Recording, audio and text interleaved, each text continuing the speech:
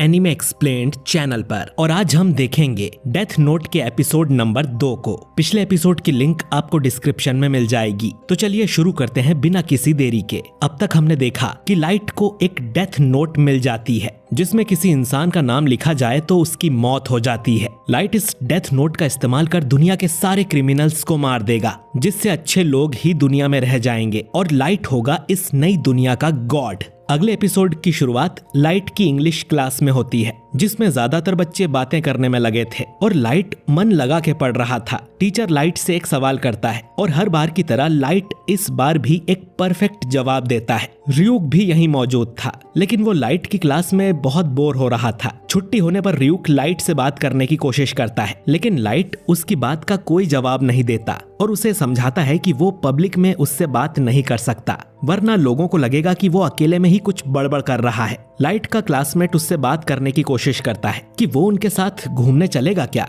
लेकिन लाइट कहता है कि आज वो बिजी है। घर जाते ही लाइट अपनी डेथ नोट निकालता है और उसमें क्रिमिनल्स के नाम लिखना शुरू कर देता है। वो साथ में न्यूज भी देख रहा था और जिस भी क्रिमिनल की न्यूज आती वो उसका नाम लिख देता। रियूक अब लाइट से पूछता है कि वो इस काम के लिए इतनी मेहनत क्यों कर रहा है, जिस पर लाइट कहता है कि वो बिल्कुल भी टाइम वेस्ट नहीं करना चाहता, क्योंकि स्कूल से आने के बाद ही उसे नाम लिखने का समय मिलता है। उसे टाइम पर सोना भी है ताकि उसकी हेल्थ पर कोई असर ना हो। इस सब के साथ उसे अपने स्कूल का होमवर्क भी टाइम टू टाइम करते रहना होगा ताकि वो अपने स्कूल में टॉपर बना रहे। इसीलिए जो भी फ्री टाइम उसके पास बचता है वो उसका इस्तेमाल डेथ नोट में नाम लिखने के लिए करेगा। तभी लाइट की सिस्टर सायू दरवाजे पर नॉक करती है। उसे अपने होमवर्क के लिए लाइट से कुछ हेल्प चाहिए थी। लाइट डेथ नोट को अपनी ड्रॉर में रख देता है और सायू को अंदर आने देता है। अब रियूक लाइट को बताता है कि जो डेथ नोट तुमने अपनी ड्रॉर में रखी है, अगर उसे किसी इंसान ने छू लिया तो वो भी रियूक को देख और सुन सकता है। अब ये सुन लाइट मन में रियूक को गालियां देता है, साले शिनिगामी, ये बात तुमने इतनी देर में क्यों बताई। लाइट अब सायू की हेल्प करने लगता है और ध्यान रखता है कि उसे ड्रॉर में रखी डेथ नोट बिल्कुल ना दिखे। दूसरी तरफ हम इंटरनेशनल पुलिस ऑर्गेनाइजेशन की एक मीटिंग देखते हैं जिसमें हर देश के पुलिस चीफ मौजूद थे। ये लोग बात करते हैं कि पिछले हफ्ते में करीब 52 लोग हार्ट अटैक से मर गए हैं। अब एक आदमी कहता है कि सब लोग क्रिमिनल्स थे जो वांटेड थे या जिन्हें फांसी होने वाली थी, तो अगर ये मर भी गए तो क्या फर्क पड़ता है। जिस पर दूसरा आदमी कहता है कि खून खून होता है, चाहे मासूम इंसान का हो या क्रिमिनल का, और इन सब लोगों की मौत हार्ट अटैक से हुई है। ये कोई इत्तेफाक नहीं हो सकता, बल्कि किसी ने इन्हें जानबूझकर मारा है। पर सवाल ये है कि दुनिया के अलग अलग कोनों में ये मर्डर कैसे हो सकते हैं। सब लोग हार्ट अटैक से मरे थे तो ये लोग कोई इन्वेस्टिगेशन भी नहीं कर सकते, तो किलर को पकड़ने की बात तो बहुत दूर की है। अब मीटिंग का हेड बोलता है कि अगर ऐसी बात है तो हमारे पास और कोई चारा नहीं है और हमें एल की मदद लेनी पड़ेगी। एल का नाम सुन सब लोग शांत हो जाते हैं।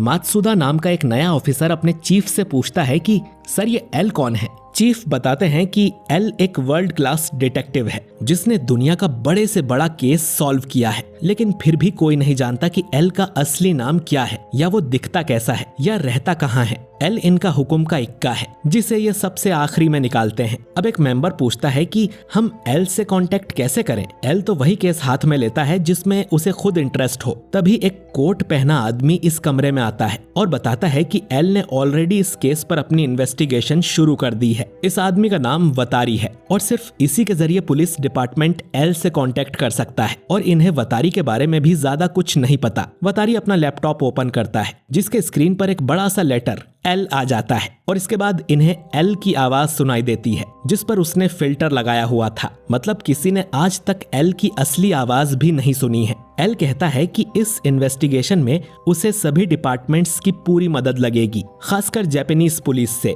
क्योंकि एल को शक है कि ये जो भी किलर है ये जापान में रहता है। चीफ यागामी पूछता है कि उसके पास कोई सबूत है क्या, जिस पर एल कहता है कि वो बहुत जल्द ही इस बात का सबूत दे देगा क्योंकि वो उस किलर का सामना करने वाला है। दूसरी तरफ हम लाइट को एक सुनसान जगह पर देखते हैं। पहले लाइट ने सोचा था कि अगर उसकी फैमिली ने डेथ नोट को देख लिया तो वो कह देगा कि ये एक मामूली डायरी है जिसमें वो क्रिमिनल्स के नाम लिख रहा था, क्योंकि बड़े होने पर उसे डिटेक्टिव बनना है। लेकिन जब से रियूक ने उसे बताया है कि अगर किसी ने डेथ नोट को छू लिया तो उसे भी रियूक दिखने लगेगा, तब से लाइट को टेंशन हो गई है, क्योंकि ये डेथ नोट अब लाइट के खिलाफ एक बड़ा सबूत बन सकती है और उसे इस डेथ नोट को अच्छे से छुपाना होगा और इस जगह पर वो पेट्रोल के साथ कुछ एक्सपेरिमेंट करने आया था। इसके बाद लाइट अपने घर जाकर अपनी ड्रॉर में एक ट्रैप सेट कर देता है। र्यूक पूछता है कि तुमने डेथ नोट छुपा दी क्या?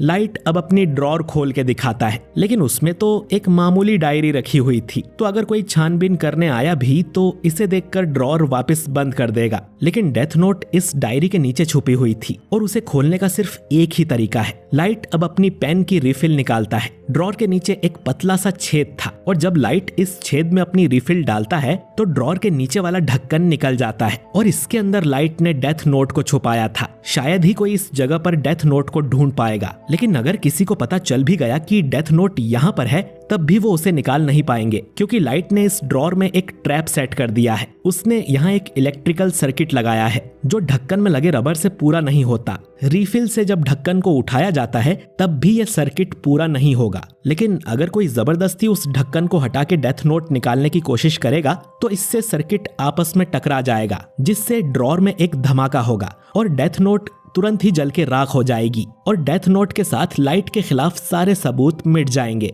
और अगर किसी ने लाइट से पूछा कि उसने अपनी ड्रॉर में ऐसा सिस्टम क्यों लगाया था तो वो कह देगा कि वहाँ मेरी पर्सनल डायरी रखी हुई थी और वो नहीं चाहता था कि कोई उसे पढ़े, और इस बात के लिए कोई उसे फांसी थोड़ी दे देगा।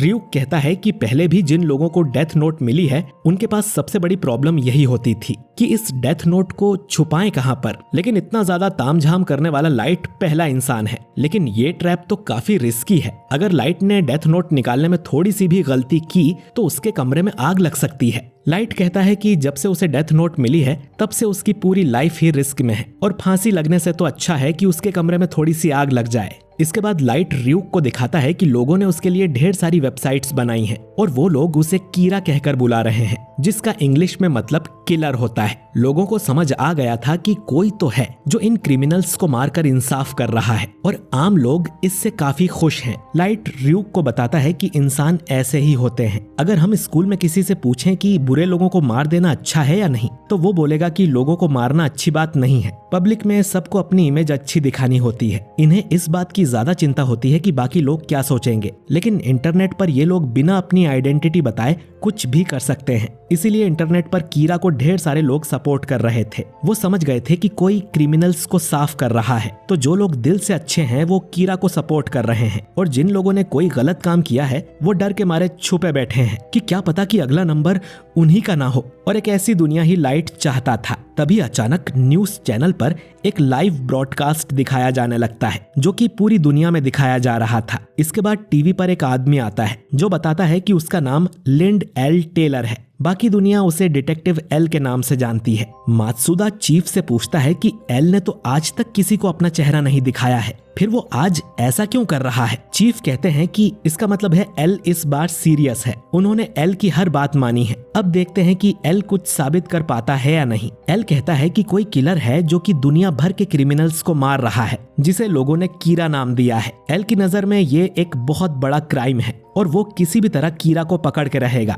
इधर लाइट बोलता है कि मुझे पकड़ना नामुमकिन है क्योंकि सबसे पहले तुम्हें इस डेथ नोट को ढूंढना पड़ेगा। एल आगे कहता है कि कीरा जो भी कर रहा है वो गलत और बुरा है। अब ये सुन लाइट को गुस्सा आ जाता है। तुम्हें लगता है कि मैं बुरा हूँ? मैं इंसाफ हूँ। मैं मासूम लोगों की रक्षा करता हूँ और मैं एक ऐसी दुनिया का गॉड बनूंगा जिसमें सब खुशी से रहेंगे और जो लोग इस गॉड के रास्ते में आएंगे उन्हें मैं रास्ते से ही हटा दूंगा। इतना कहकर लाइट एल का नाम अपनी डेथ नोट में लिखने लगता है और कहता है कि तुम तो बहुत स्टूपिड हो एल, अगर तुम थोड़े ज्यादा स्मार्ट होते तो बहुत मजा आता। इतना कहकर लाइट एल का नाम अपनी डेथ नोट में लिख देता है। अब पूरी दुनिया को पता चलेगा कि मेरे रास्ते में टांग अड़ाने का क्या मतलब होता है। और अगले 40 सेकंड्स में एल की लाइव टीवी पर मौत हो जाती है, जो देख लाइट हंसने लगता है और कहता है कि अब क्या हुआ एल, अब तुम्हें कुछ नहीं कहना। तभी टीवी पर असली एल का लोगो आता है। जी हाँ दोस्तों, वो तो एल था ही नहीं बल्कि कोई क्रिमिनल था जिसे आज ही फांसी होने वाली थी और एल ने ही उसे ये सब कहने को बोला था। और अब वो समझ गया है कि कीरा किसी को भी देखकर उसे मार सकता है। ये सुन लाइट के तोते उड़ जाते हैं और र्यूक को मजा आने लगता है। एल आगे कहता है कि चलो अब मुझे मार कर दिखाओ कीरा। लेकिन क्योंकि लाइट को एल का असली नाम या शक्ल नहीं पता है तो वो उसका कुछ नहीं कर पाता, जिससे एल को क्लू मिल जाता है कि कीरा ऐसे ही किसी को भी नहीं मार सकता। इसके बाद वो रिवील करता है कि ये लाइव ब्रॉडकास्ट पूरी दुनिया में नहीं हो रहा था, वो एक झूठ था। असल में तो ये ब्रॉडकास्ट सिर्फ जापान के कांतो शहर में किया जा रहा है, और क्योंकि लाइट ने इसे देखकर नकली एल को मार दिया तो इससे ये बात साबित हो जाती है कि कीरा जापान के कांतो शहर में है। एल का प्लान था कि वो ये ब्रॉडकास्ट दुनिया के हर एरिया में अलग अलग टाइम पे करवाएगा, जिससे उसे पता लग सके कि कीरा दुनिया के कौन से हिस्से में रहता है। लेकिन पहली बार में ही उसने कीरा को ढूंढ लिया। एल को पता था कि हार्ट अटैक से मरने वाला सबसे पहला क्रिमिनल वो आदमी था जिसने एक स्कूल को होस्टेज बनाया था, और उसकी न्यूज सिर्फ जापान में ही दिखाई जा रही थी, जिससे एल को पता चला कि कीरा जापान में है और उसके पहले विक्टिम ने तो कोई सीरियस क्राइम किया भी नहीं था, यानी कि कीरा उसे सिर्फ मार के देख रहा था और वो नया किलर बना है। इन्होंने कांतो शहर में सबसे पहले ब्रॉडकास्ट किया क्योंकि इसकी पॉपुलेशन बहुत ज्यादा है, और किस्मत से पहले ट्राई में ही उन्हें कीरा मिल गया। वो जल्द ही कीरा को पकड़कर उसे फांसी भी जरूर दिलवाएगा। मात्सुदा अब चीफ से कहता है कि एल तो सच में बहुत स्मार्ट है। चीफ कहता है कि हाँ, उसने ये साबित कर दिया कि कीरा सच में है और वो जापान में है। एल कहता है कि मैं जानना चाहता हूँ कि तुम ये मर्डर्स किस तरह से कर पा रहे हो, लेकिन जब मैं तुम्हें पकड़ लूंगा तब तुम आराम से सब कुछ बता देना। हम जल्द ही मिलेंगे कीरा। इसी के साथ ब्रॉडकास्ट खत्म हो जाता है। लाइट अब बहुत गुस्से में था कि उसे किसी ने बुद्धू बना दिया। तुम मुझे फांसी दिलवाओगे? मुझे तुम्हारा चैलेंज मंजूर है एल। र्यूक सोचता है कि दोनों को एक दूसरे को पकड़ना है, जबकि दोनों ही एक दूसरे का असली नाम या चेहरा नहीं जानते, और पहले जिसकी भी आइडेंटिटी रिवील होगी वो मारा जाएगा। इंसान सच में बहुत ज्यादा दिलचस्प होते हैं